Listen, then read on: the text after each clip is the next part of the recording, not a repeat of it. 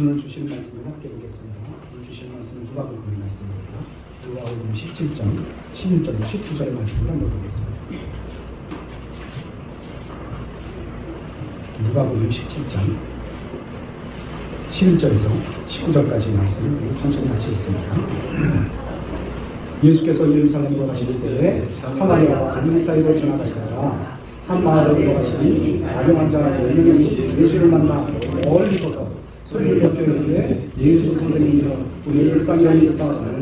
보시고 일시되 가서 제사장들에게 너희는 누구이라 하셨더니 그들이 가다가 깨끗함을 하지마. 그 중에 한 사람은 자기가 나은 것을 보고 그 소리로 하는데 영광이 공명하더라.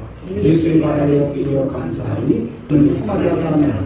예수께서 내가 이르시되 10사람이나 깨끗함을 받지 아니하니라 그 아홉은 어디 있느냐. 이 이방인들이 하나님께 영광을 돌려온 자가 없느냐 하시되 그에게 이르시되 일어나 가라 네 믿음이 너를 구원하느니라 하시더라. 하나님 아버지 참 감사합니다. 주님께서 오늘도 우리를 사랑해 주셔서 믿음 주시고 말씀 주시고 은혜 주시니 감사합니다. 더욱더 뜨겁게 하나님 사랑하게 하시고 하나님을 의지하게 하시고 하나님만 바라보며 하나님만 의지하며 하나님 안에서 승리할 수 있도록 주시옵소서. 특별히 오늘 감사하는 큰 믿음의 축복이 무엇인지 우리가 다시 한번 알게 하시고 주님 안에서 승리할 수 있도록 인도해 주옵소서. 예수님의 이름으로 기도합니다. 아멘.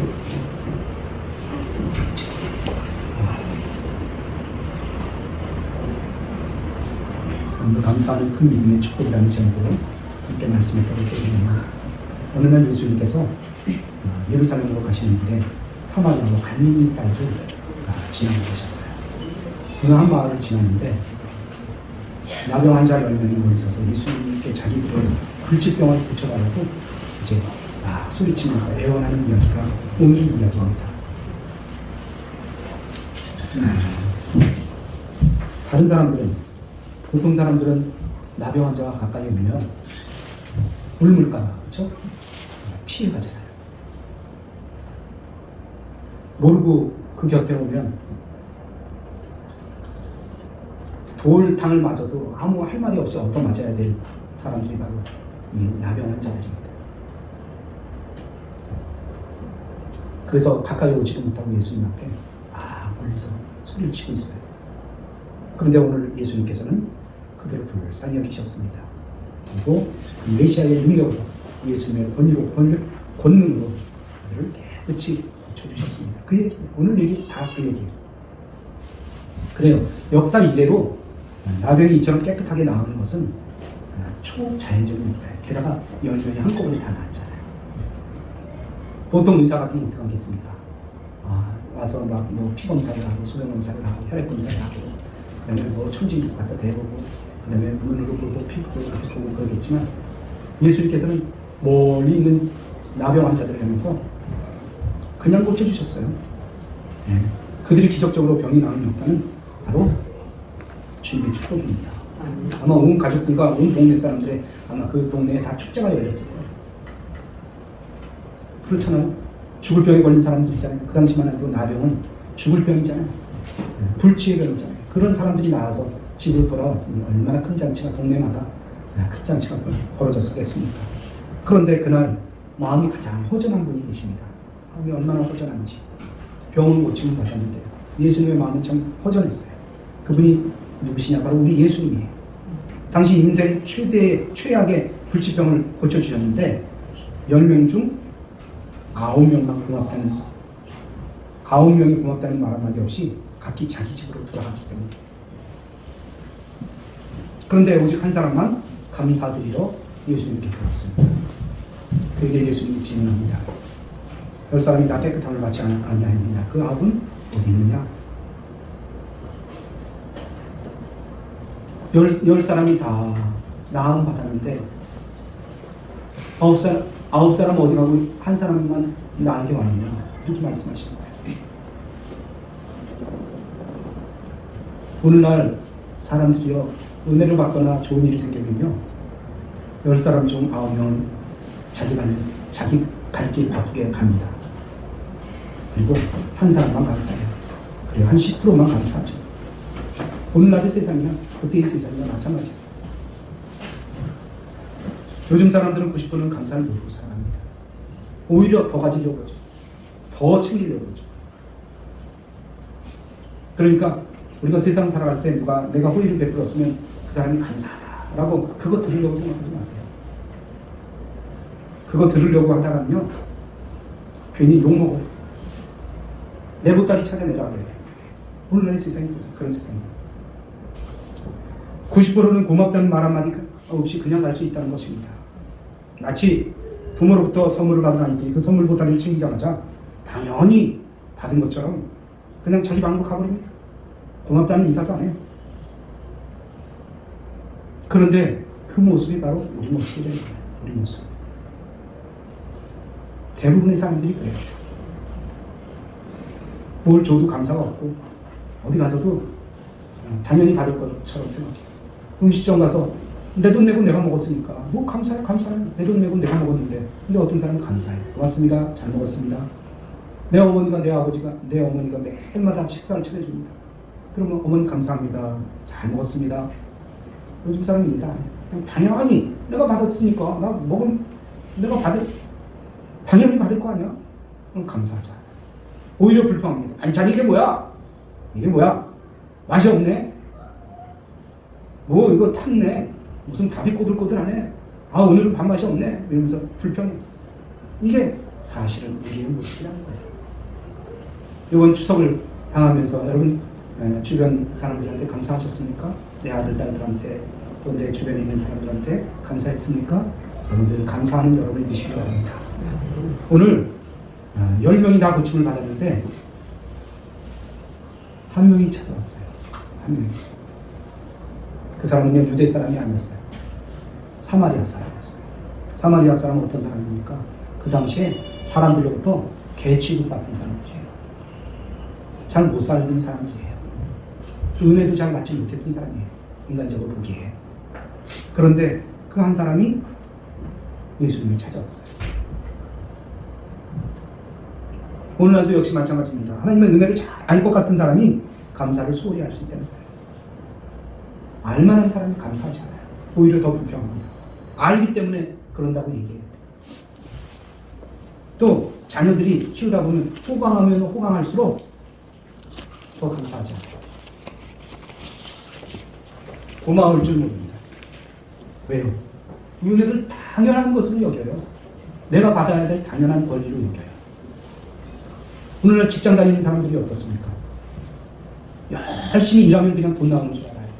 그러나 얼마나 사업이 복잡합니까? 얼마나 사업이 복잡해요. 얼마나 경영이 복잡합니까? 근데 내가 일하면 당연히 돈 나오는 줄 알아요. 내가 한 달 일했으니까 내가 당연히 돈 받지? 그런데 그게 아니에요. 돈 받으면서도 계속해서 요구하는 건 뭡니까? 더 받아내려고 그래. 더 받아내. 남이야 죽든 살든 내 것만 챙기면 돼. 오늘날 그런 사회가 있어. 내가 대우를 잘 받으면 받을수록 오히려 감사가 소홀해집니다. 여러분 이번 중추절을 맞이하며 우리는 우리 자신을 생각하고 부모님과 이웃에게 더욱 감사하는 사람이 되어야 될 것입니다. 예수님께서는 이 감사에 대해서 두 가지 사실을 우리에게 알려주십니다. 첫째는 감사할 줄 아는 사람이 적다는 사실이에요. 그러나 안 된다는 사실이에요. 둘째는 은혜 생활 가운데 익숙한 사람일수록 감사를 잘 안 하고 오히려 초신자가 감사 표현을 잘 안 되는 거예요.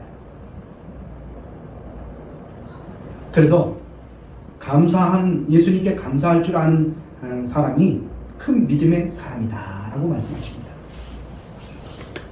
영국의 지도자, 기도의 사람이었던 윌리엄 로우라는 사람이 있는데요. 그는 이렇게 얘기했습니다. 위대한 성자는 기도를 많이 했다든지 금식을 많이 했다든지 혹은 자선을 많이 베풀었다는 사람이 아니라 범사에 감사하는 사람이다. 범사에 감사하는 사람. 오늘 우리는 감사하는 사마리아 사람을 통해서 큰 믿음이 무엇인지 생각해보며 함께 은혜를 나누길 원합니다. 첫 번째로는요. 축복받는 믿음보다 감사하는 믿음이 더 크다. 축복받는 믿음보다 감사하는 믿음이 더 크다. 오늘 본문에서 10명의 나환자 모두가 병고침을 받는 놀라운 축복을 받았어요. 엄청난 수혜자가 된 거예요. 그런데 사마리아 사람 한 명만 예수님께 감사하게 되었습니다. 이처럼 축복받은 9명의 나환자는 치료받은 그것으로 끝이에요. 그래, 건강해졌으면 끝이지. 건강해졌으면 끝이지. 그러나 병 나음을 감사하며 주님을 찾아온 한 사람은 치료도 받고 치료의 축복도 받았지만 구원의 축복도 받았다는 거예요. 그래요. 축복은 어떻게 보면 한순간 줄 수 있어요. 그러나 구원은 평생입니다. 평생 축복이에요. 그러니 우리 모두는 축복의 믿음도 중요하지만 감사함으로 평생 구원받는 믿음이 되기를 주님의 이름으로 축복합니다. 특히 이번 중추절 연휴로 가족끼리 모일 때 감사하시기 바랍니다. 이웃에게 감사하시기 바랍니다. 세계의 모든 사람들을 생각하면 감사할 뿐이에요. 우리 이웃 세계를 한번 생각해 보세요. 여러분, 감사의 조건은 무한정이에요. 지금 나의 사는 집에 전기가 들어오고 밤에도 밝게 살 수 있다 그러면 전기의 혜택이 없는 20억이 넘는 사람들보다 감사할 이유가 있는 사람들. 또 집에 들어가면 수도 시설이 되어 있어서 물이 잘 나오면요, 아무 물도 제대로 못 마시는 10억의 사람들보다 감사할 이유가 있는 사람입니다. 여러분, 하루 1,000원 이상으로 생활할 수 있다 그러면 1,000원 미만으로 살고 있는 12억 명의 사람들보다 감사할 이유가 있는 사람입니다. 하루 1,000원도 없어서 생활하는 사람들이 많아요. 하루 한 끼라도 따뜻한 음식을 먹을 수 있다면 영양실조로 고통받는 8억 명의 사람들보다 감사할 이유가 있는 사람들입니다. 또 오늘 아침에 일어났을 때 당신의 몸이 건강하다면 당신은 이번 주를 넘기지 못할 100만 명의 환자들보다 감사할 이유가 있는 사람들이에요. 한 번도 전쟁의 위험이나 수용소의 외로움, 고문의 고통, 굶주림의 쓰라림을 경험하지 않았다면 당신은 전쟁과 기아 상태에 있는 5억 명의 사람들보다 감사할 이유가 있는 사람들. 그들은 언제 폭탄이 우리 주변에 떨어질지 몰라요. 우크라이나 같은 경우죠. 언제 어디서 어떻게 죽을지 모르는 위험에 쌓여있는 사람들.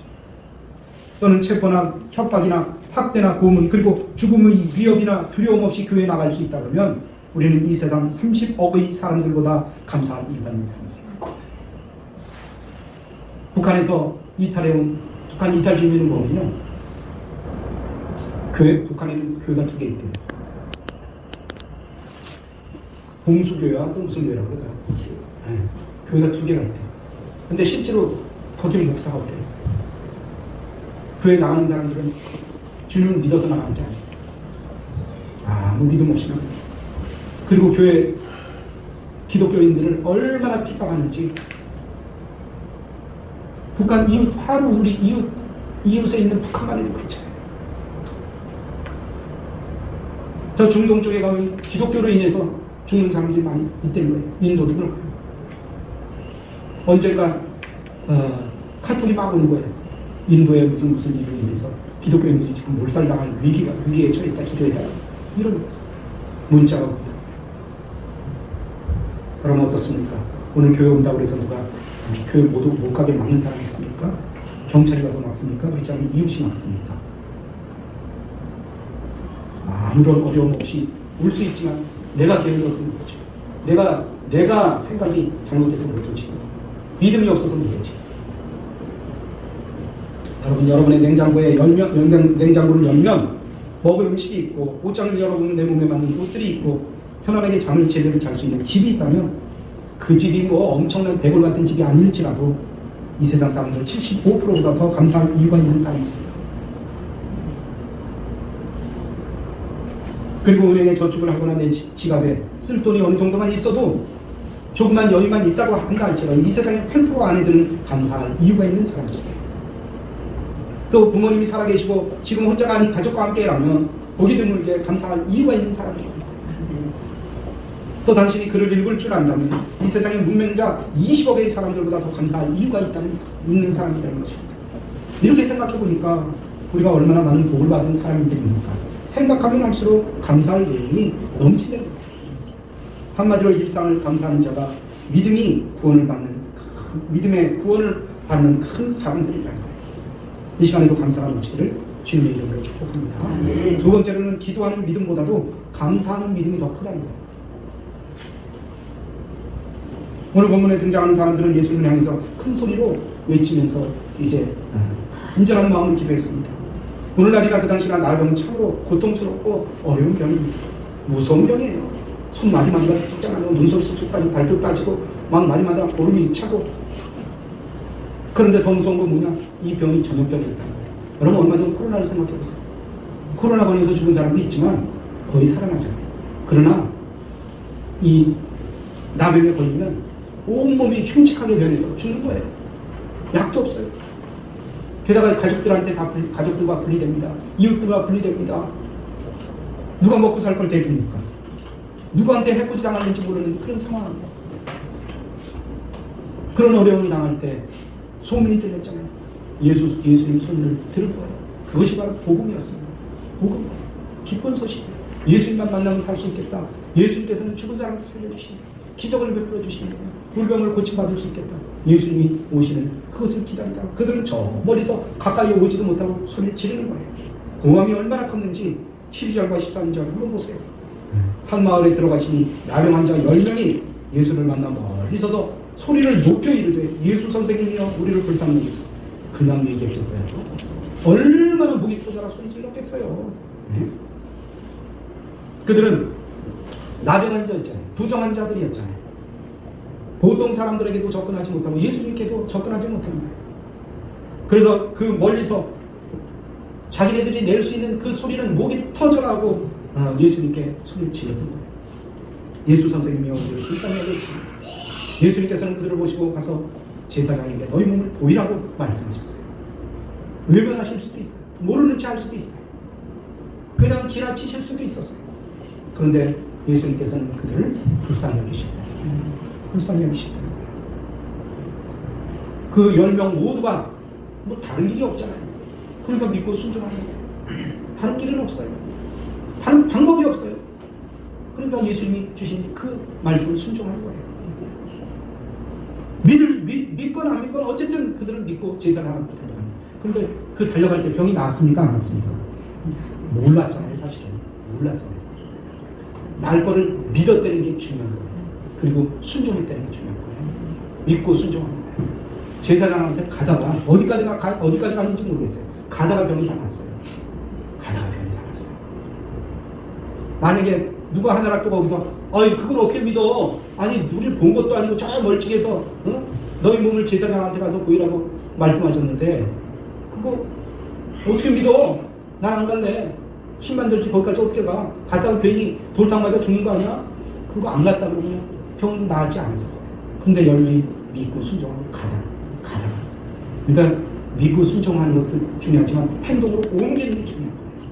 말로만 하는 것이 아니라 행동으로 옮겨야 돼요. 어떤 사람은 대담장합니다. 네 알겠습니다. 그런데 행동은 안 해요. 그래요. 그렇게 가다 보니까 다 났어요. 그럼 그런 기적을 체험했으면 어떻게 해야 될까요? 여러분 어떻게 할 것 같아요? 그들의 우선순위는 뭐였을까요? 가족들이에요. 가족들. 이제껏 얼마나 떨어져 있었는지 모르지만 가족들 만나는 거예요. 그리고 와서 막 가서 기쁜 소식을 전하는 거겠죠. 그게 우선이 아니겠어요? 보통 사람들? 그래서 그들은 자기 갈 길을 갔어요. 부모님에게도 갔을 것이고 아는 사람들한테 갔어요. 나 병 났다고 막 소리치면서 갔겠죠. 그래서 잔치가 벌어졌을 것 같아요. 얼싸안고서 내 몸 봐라 만져봐라. 내가 이제 나병 이 흔적은 하나도 없지 않냐? 다 나았다. 9명 다른 데로 왔어요. 당연히 감사해야 되는데 감사 소리는 들리지 않았어요. 기도 소리는 컸는데 감사 소리는 안 들렸어요. 반면에 사마리아 사람은 간절한 기도도 했지만 돌아와서 큰 소리로 하나님께 영광을 돌리며 예수님의 팔 앞에 엎드려 감사했다고 했어요. 엎드려 감사했다. 그는 간절히 기도도 했지만 주님께 감사로 크게 영광을 돌렸다는 거예요. 그때 예수님께서는 이렇게 말씀하십니다. 10사람이 다 깨끗함을 받지 아니하느냐? 그 9은 어디 있느냐? 이 이방인 외에는 하나님께 영광을 돌리러 온 자가 없느니라. 이렇게 말씀하셨어요. 근데 세상이 다 그렇다는 거예요. 오늘날의 세상이 다 그렇다는 거예요. 좋으면 따라오고 조금이라도 불편하거나 손해 갈 것 같으면 다 빠지는 세상이 오늘날의 세상입니다. 섭섭할 것도 없어요. 세상이 그렇기 때문에. 그런데 예수님께서는 감사하는 자가 큰 믿음의 사람이라고 칭찬하시는 거예요. 여러분의 믿음은 어떻습니까?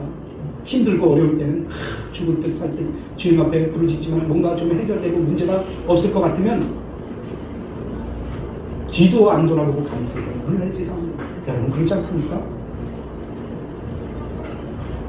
사마리아 사람은 이방인이었지만 정말 진심으로 감사한 사람이었어요. 급한 것 다 내려놓고 먼저 예수님께 왔잖아요.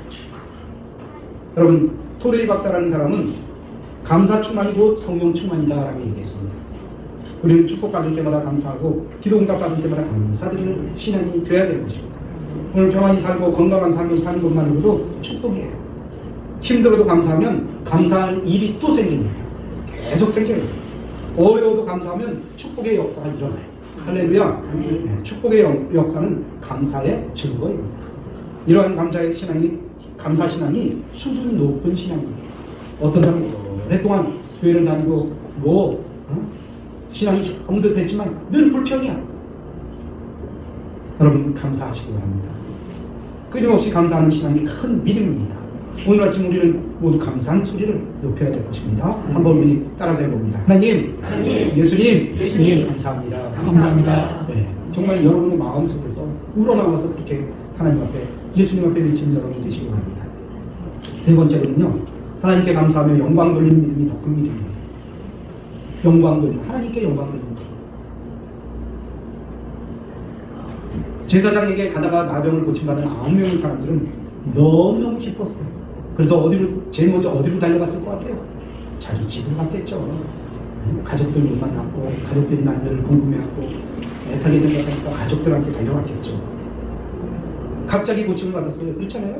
갑자기 예수님 만났고 갑자기 고침을 받았어요.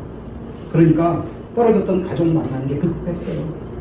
그들의 우선은 그거예요. 그런데 우리의 우선은 뭐냐면 우리의 우선은 뭐예요? 오늘 다른 9명과 한 사람이 달랐습니다. 우선순위가 달랐어요. 그 사람은 어떤 사람이에요? 이방인이에요. 사마리아 사람이에요. 그는 평상시에 무시당하고 개같은 취급을 받았잖아요. 하지만 진정 하나님께 감사할 때 금보다 귀한 믿음의 사람이 되었다는 거예요. 축복의 사람이 되었다는 거예요. 병고침도 받았지만 축복의 사람이 되었다는 것입니다. 그 신앙은 어떤 신앙입니까? 하나님께 감사하며 주께 영광 돌리는 삶이었다는 겁니다. 똑같이 병을 고침받은 9사람은 아무 생각 없이 제기를 갔지만 그는 큰 소리로 하나님께 영광을 돌리며 예수님께 돌아와서 큰 소리로 감사를 했어요. 여기서 강조하는 단어가 있습니다. 어떤 단어입니까? 하나님께 영광이에요. 여러분 우리의 삶이 무슨 일을 하든지 하나님께 영광 돌리는 삶을 살아야 할 것입니다. 본문 18절에 보니까 이렇게 말씀합니다. 큰 소리로 하나님께 영광을 돌렸다. 엎드려 예수님께 엎드려 기도했다. 감사드렸다. 유대인이 아닌 이방인임에도 불구하고 하나님께 영광을 돌렸다는 거예요. 생각해보면 떨어져 있는 가족들이 얼마나 보고 싶었겠어. 그냥 달려가서 가족들하고 먼저 인사하고 그리고 나서 예수님한테 가서 인사해야지 이렇게 생각한 사람들이 있었을 거예요. 그런데 우선순위가 다른 거예요. 우선순위가. 우리는 먼저 주님께 감사해야 됩니다. 누가 얘기하면 나도 그럴 수 있어 이렇게 얘기하는 사람들이 있어요. 말로. 그러나 실제로 행동하는 사람은 그렇게 많지 않다는 거예요. 그러나 하나님 우선, 예수님 우선이 가장 큰 신앙입니다. 여러분 무엇이 여러분의 생활 가운데 우선입니까? 우리가 살아가면서 무엇이 가장 중요합니까? 정말 중요한 게 뭡니까?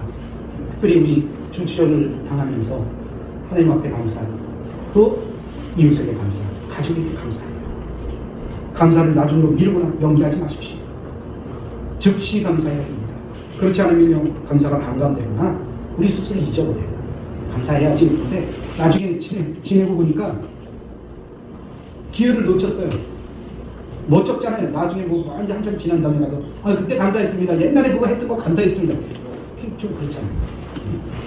우리 중에도 이런 경험 가지신 분 계실 겁니다. 이를테면 뭐 병원에 입원했는데 누가 문자를 보내고 감사. 결혼식에 와서 감사했어요. 또 내가 무슨 어려운 일 다니는데 찾아와서 도와줬어요. 감사해야지. 감사해야지. 생각했는데 감사하지 못하고 잊어버려요. 나중에 감사해야지. 나중에 해야지. 나중에. 잊어버려요. 또 나중에 하려고 해도 이제 못 적은 거야. 아니 1년 전에, 한 두세 달 전에 일어났더니, 그때 감사했어요. 어색하잖아요. 그러니까 감사는 언제 해야 된다고요? 즉시. 네. 우리 주님 앞에도 감사는 즉시 해야 됩니다. 언젠가 나한테 누가 와서 그러다. 목사님, 그때 목사님 만났으면 참 좋았겠습니다. 그때 내가 돈 좀 잘 벌었었는데, 그때 나 사업 번창했었습니다. 그때 만났으면 아마 목사님 1억은 목사님한테 헌금했을 것 같아요. 나한테 그렇게 얘기를 하더라고요. 그래서 고맙다고 했어요. 내가 고맙다. 근데 지금이 더 고맙다고 얘기했어요. 제가. 당신 그 사업 잘 되고 뭔가 잘 됐으면 내 앞에 나를 모를 사람이라고 아예. 근데 그렇게 망하고 문제가 생기고 어려워졌기 때문에 나를 만날 수 있는 거. 그러니까 나는 하나님 앞에 더 감사하고.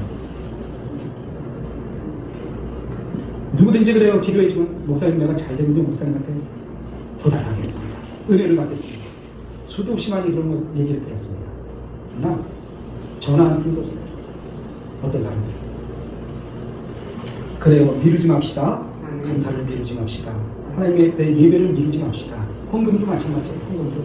여러분 누가 그러더라고요. 나 100만 원 벌면 실조하겠습니다. 근데 실제로 1000만 원을 벌 단계가 왔는데도 안 해. 그때는 아까운 거예요. 아까워. 그래요. 얼마나 아깝습니까? 여러분 세상 세금을 100만 원 벌었는데 10만 원 낸다고 생각해 보세요. 500만 원 벌었는데 50만 원을 세금으로 낸다고 생각해 보세요. 얼마나 아깝습니까? 아깝기로 생각하면요 절대 하나님 앞에 드릴 수 없습니다. 그러나 헌금은 내 마음으로 감사할 때 드릴 수 있는 거예요. 절대 1,000원 한 장도 하나님 앞에 그냥 드릴 수 없어요. 마음을 드리는 거예요. 하나님 앞에 마음을 드리는 거예요.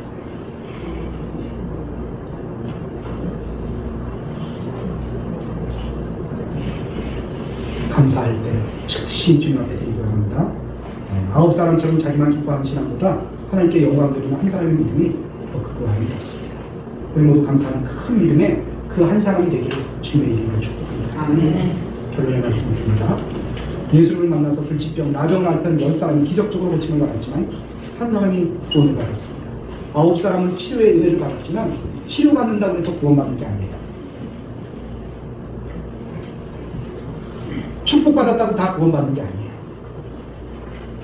오늘 19절 말씀 보니까 예수님은 감사할 줄 알았던 한 사람에게만 놀라운 선언을 하셨어요. 무슨 선언을 하셨습니까? 일어나서 가라.